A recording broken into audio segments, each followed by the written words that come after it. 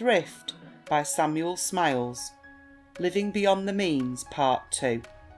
When Sir Charles Napier left India, he issued an order to the army, in which he reproved the officers for contracting debts without the prospect of paying them.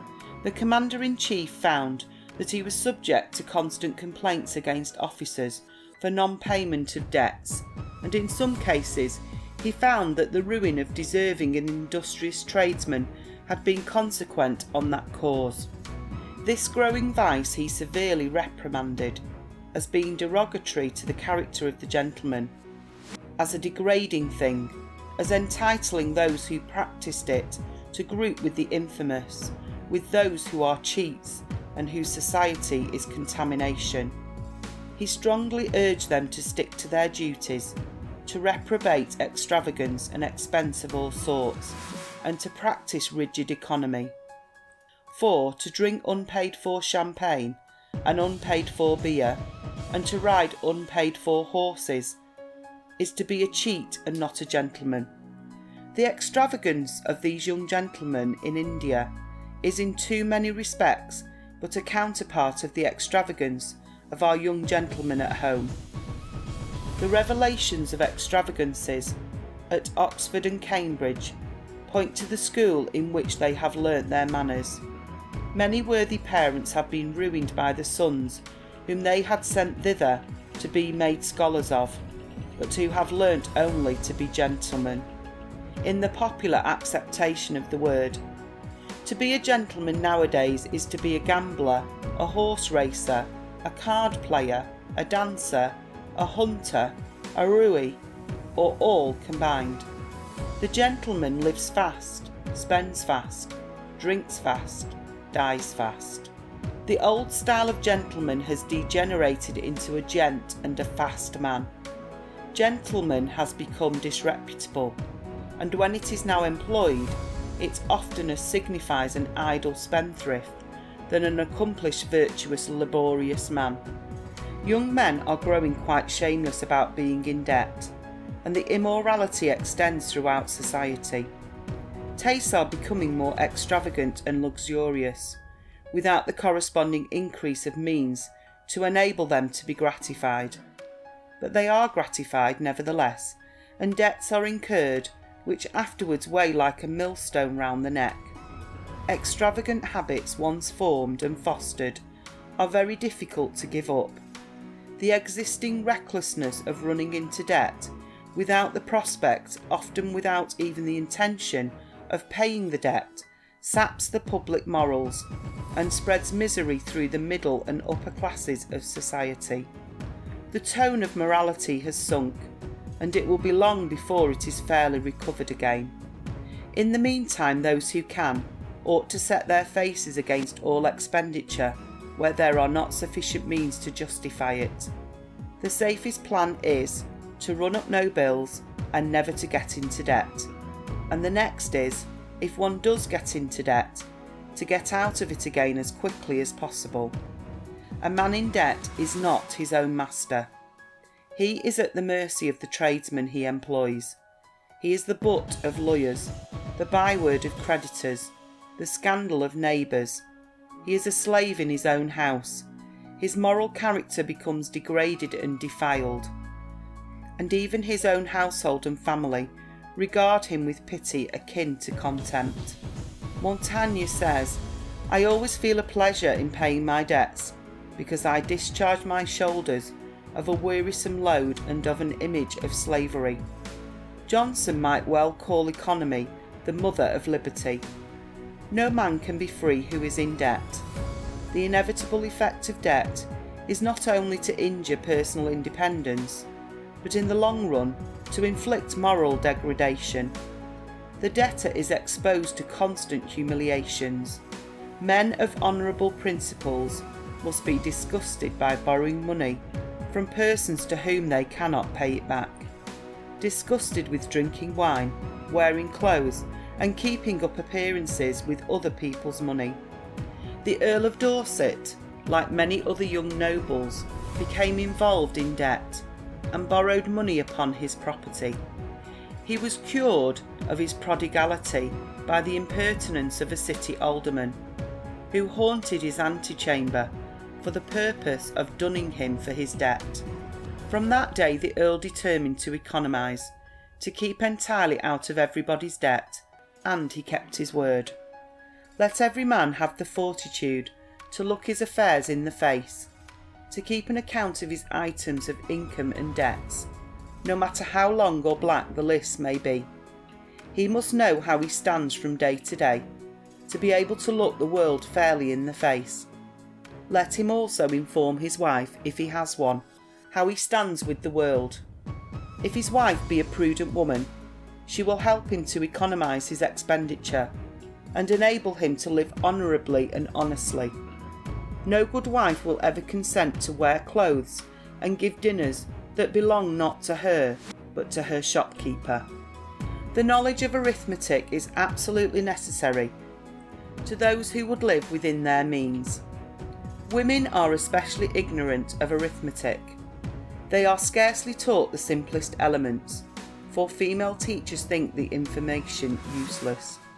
They prefer to teach languages, music, deportment and use of the globes. All these may be important, but the first 4 rules of arithmetic are better than all. How can they compare their expenditure with their receipts without the knowledge of addition and subtraction? How can they know precisely what to spend in rent or clothing or food or for service unless they know the value of figures? How can they check the accounts of their tradesmen or their servants? This want of knowledge of arithmetic is the cause, not only of great waste, but of great misery.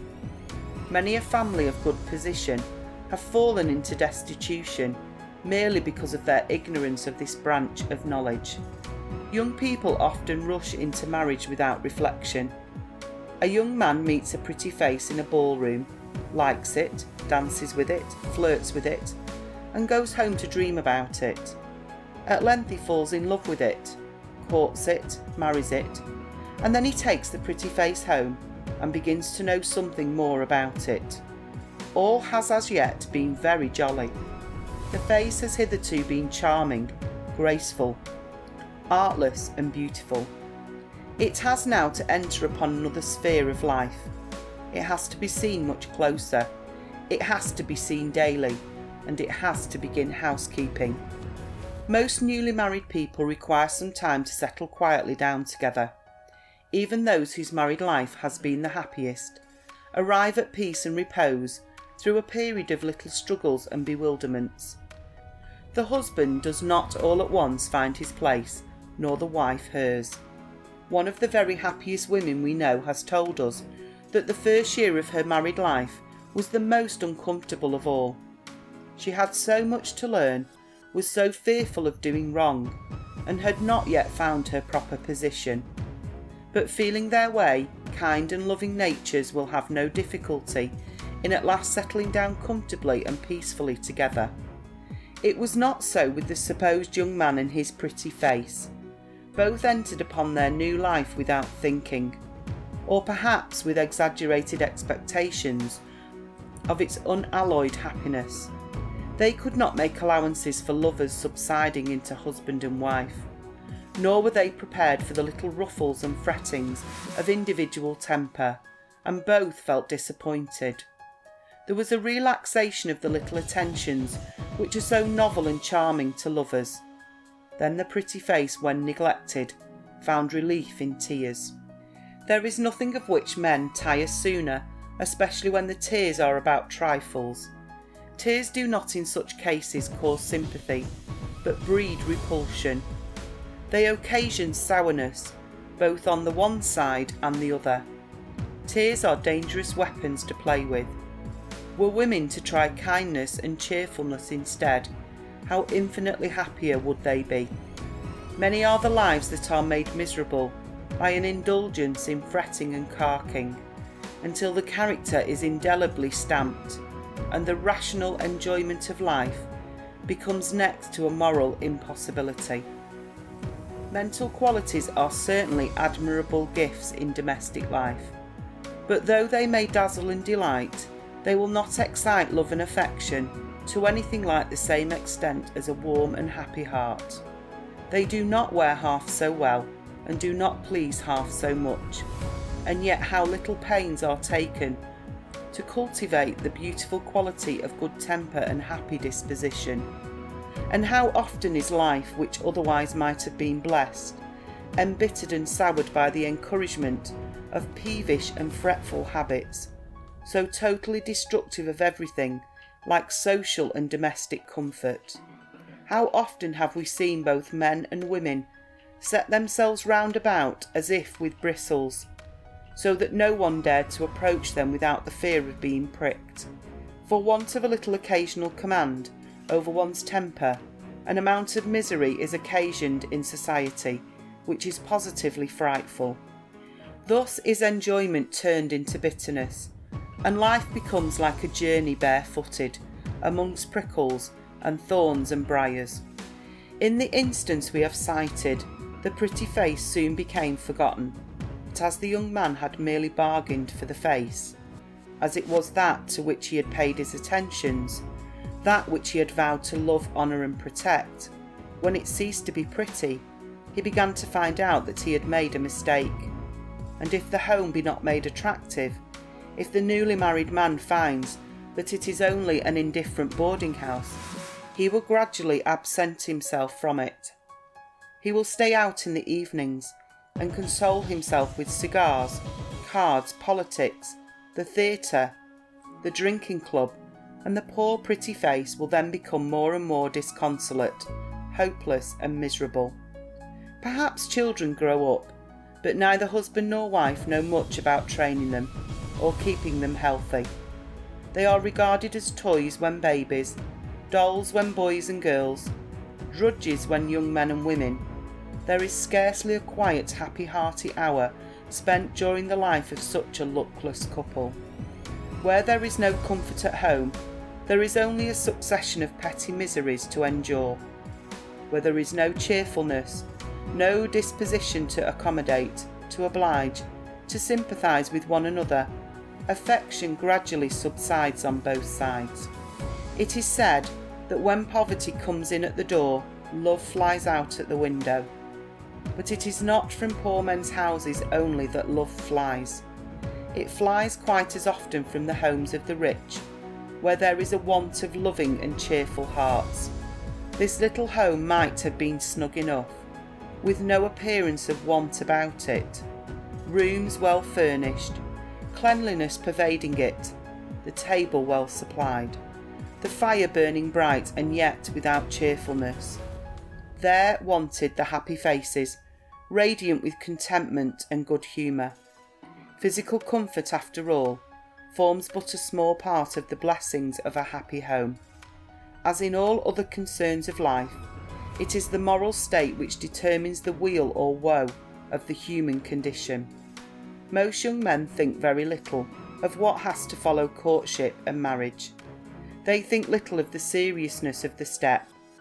They forget that when the pledge has once been given, there is no turning back. The knot cannot be untied. If a thoughtless mistake has been made, the inevitable results will nevertheless follow. The maxim is current that marriage is a lottery. It may be so if we abjure the teachings of prudence, if we refuse to examine, inquire and think, if we are content to choose a husband or a wife, with less reflection than we bestow upon the hiring of a servant, whom we can discharge any day if we merely regard attractions of face, of form or of purse, and give way to temporary impulse or to greedy avarice, then in such cases marriage does resemble a lottery in which you may draw a prize, though there are 100 chances to 1 that you will only draw a blank. But we deny that marriage has any necessary resemblance to a lottery. When girls are taught wisely how to love and what qualities to esteem in a companion for life, instead of being left to gather their stock of information on the subject from the fictitious and generally false personations given to them in novels, and when young men accustom themselves to think of the virtues graces and solid acquirements requisite in a wife, with whom they are to spend their days, and on whose temper and good sense the whole happiness of their home is to depend, then it will be found that there is very little of the lottery in marriage, and that, like any concern of business or of life, the man or woman who judges and acts wisely, with proper foresight and discrimination, will reap the almost certain consequences in a happy and prosperous future. True, mistakes may be made, and will be made, as in all things human, but nothing like the grievous mistake of those who stake their happiness in the venture of a lottery. Another great point is to be able to say no on proper occasions. When enticements allure, or temptations assail, say no at once, resolutely and determinedly. No, I can't afford it. Many have not the moral courage to adopt this course. They consider only their selfish gratification. They are unable to practice self-denial. They yield, give way, and enjoy themselves. The end is often defalcation, fraud, and ruin. What is the verdict of society in such cases? The man has been living beyond his means. Of those who may have been entertained by him, not one of them will thank him, not one of them will pity him, not one of them will help him. Everyone has heard of the man who couldn't say no. He was everybody's friend but his own. His worst enemy was himself. He ran rapidly through his means, and then called upon his friends for bonds, bails, and promises to pay. After spending his last guinea, he died in the odour of harmless stupidity and folly. His course in life seemed to be directed by the maxim of doing for everybody what everybody asked him to do. Whether it was that his heart beat responsive to every other heart, or that he did not like to give offence, could never be ascertained. But certain it is that he was rarely asked to sign a requisition, to promise a vote, to lend money, or to endorse a bill, that he did not comply. He couldn't say no, and there were many who knew him well, who said he had not the moral courage to do so. His father left him a snug little fortune, and he was at once beset by persons wanting a share of it. Now was the time to say no if he could, but he couldn't. His habit of yielding had been formed. He did not like to be bored, could not bear to refuse, could not stand importunity, and almost invariably yielded to the demands made upon his purse. While his money lasted, he had no end of friends. He was a universal referee, everybody's bondsman. "Just sign me this little bit of paper," was a request often made to him by particular friends. "What is it?" he would mildly ask. For with all his simplicity, he prided himself upon his caution. Yet he never refused. 3 months after, a bill for a rather heavy amount would fall due, and who should be called upon to make it good but everybody's friend, the man who couldn't say no. At last a maltster, for whom he was bondsman, a person with whom he had only a nodding acquaintance, suddenly came to a stand in his business, ruined by heavy speculations in funds and shares. When the man who couldn't say no was called upon to make good the heavy duties due to the crown, it was a heavy stroke and made him a poor man. But he never grew wise. He was a post against which every needy fellow came and rubbed himself, a tap from which every thirsty soul could drink, a flitch at which every hungry dog had a pull, an ass on which every needy rogue must have his ride, a mill that ground everybody's corn but his own. In short, a good-hearted fellow who couldn't for the life of him say no. It is of great importance to a man's peace and well-being that he should be able to say no at the right time. Many are ruined because they cannot or will not say it. Vice often gains a footing within us because we will not summon up the courage to say no. We offer ourselves too often as willing sacrifices to the fashion of the world, because we have not the honesty to pronounce the little word The duellist dares not say no, for he would be cut.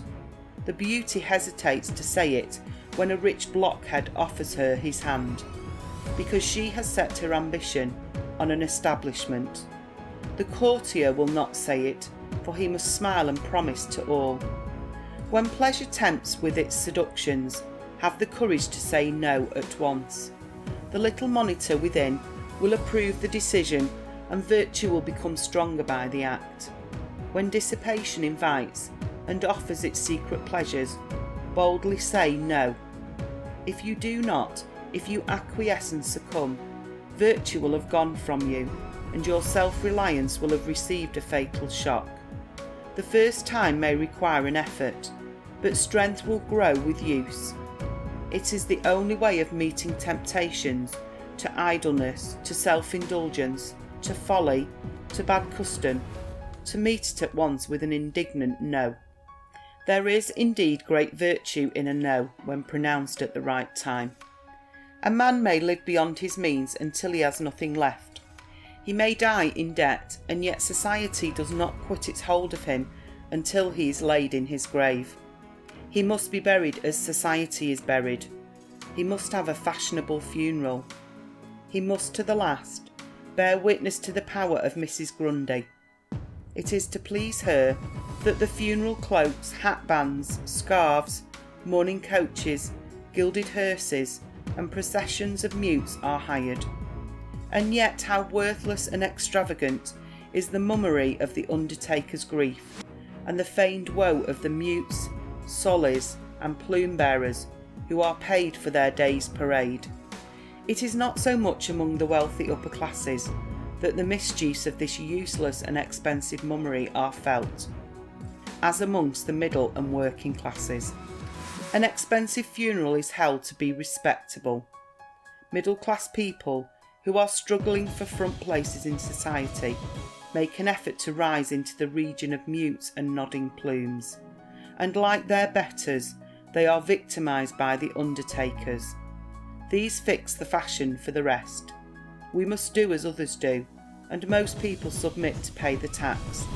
They array themselves, friends and servants, in mourning, and a respectable funeral is thus purchased. The expenditure falls heavy upon a family at a time when they are the least able to bear it. The breadwinner has been taken away, and everything is left to the undertaker. How is a wretched widow in the midst of her agony, or how are orphan children deprived of the protecting hand of a parent, to higgle with a tradesman about the cheapening of mourning suits, black gloves, weepers, and other miserable trappings of woe. It is at such a moment, when in thousands of cases every pound and every shilling is of consequence to the survivors, and the little ready money they can scrape together is lavished without question upon a vulgar and extravagant piece of pageantry. Would not the means which have been thus foolishly expended in paying an empty honour to the dead be much better applied in being used for the comfort and maintenance of the living? The same evil propagates itself downwards in society. The working class suffer equally with the middle classes in proportion to their means. The average cost of a tradesman's funeral in England is about £50. Of a mechanic or labourer, it ranges from £5 to £10. In Scotland, funeral expenses are considerably lower. The desire to secure respectable interment for departed relatives is a strong and widely diffused feeling among the labouring population, and it does them honour. They will subscribe for this purpose when they will for no other. The largest of the working men's clubs are burial clubs. £10 are usually allowed for the funeral of a husband, and £5 for the funeral of a wife. As much as £15, £20, £30 and even £40 are occasionally expended on a mechanic's funeral. In cases where the deceased has been a member of several clubs, on which occasions the undertakers meet and settle between them their several shares in the performance of the funeral. It is not unusual to insure a child's life in 4 or 5 of these burial clubs, and we have heard of a case where one man had insured payments in no fewer than 19 different burial clubs in Manchester. When the working man in whose family a death has occurred does not happen to be a member of a burial club, he is still governed by their example, and has to tax himself seriously to comply with the usages of society, and give to his wife or child a respectable funeral.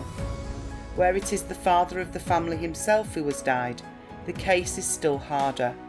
Perhaps all the savings of his life are spent in providing mourning for his wife and children at his death. Such an expense at such a time is ruinous and altogether unjustifiable. Does putting on garments of a certain colour constitute true mourning? Is it not the heart and the affections that mourn, rather than the outside raiment? Bingham, in speaking of the primitive Christians, says that they did not condemn the notion of going into a mourning habit for the dead, nor yet much approve of it, but left it to all men's liberty as an indifferent thing, rather commending those that either omitted it wholly, or in short laid it aside again, as acting more according to the bravery and philosophy of a Christian. John Wesley directed in his will that 6 poor men should have 20 shillings each for carrying his body to the grave. "For," said he, "I particularly desire that there may be no hearse, no coach, no escutcheon, no pomp, except the tears of those that have loved me, and are following me to Abraham's bosom. I solemnly adjure my executors in the name of God punctually to observe this. It will be very difficult to alter the mourning customs of our time. We may anxiously desire to do so, but the usual question will occur: what will people say? What will the world say? We involuntarily shrink back and play the coward like our neighbours. Still, common sense, repeatedly expressed, will have its influence, and in course of time it cannot fail to modify the fashions of society. The last act of Queen Adelaide, by which she dispensed with the hired mummery of undertaker's grief, and the equally characteristic request of Sir Robert Peel on his deathbed, that no ceremony nor pomp should attend his last obsequies, cannot fail to have their due effect upon the fashionable world, and through them the middle classes, who are so disposed to imitate them in all things, will in course of time benefit by their example. There is also, we believe, a growing disposition on the part of the people at large to avoid the unmeaning displays we refer to, and it only needs the repeated and decided expression of public opinion to secure a large measure of beneficial reform in this direction. Societies have already been established in the United States, the members of which undertake to disuse mourning themselves, and to discountenance the use of it by others. It is only perhaps by association and the power of numbers that this reform is to be accomplished, for individuals here and there could scarcely be expected to make way against the deeply rooted prejudices of the community at large. End of section 21.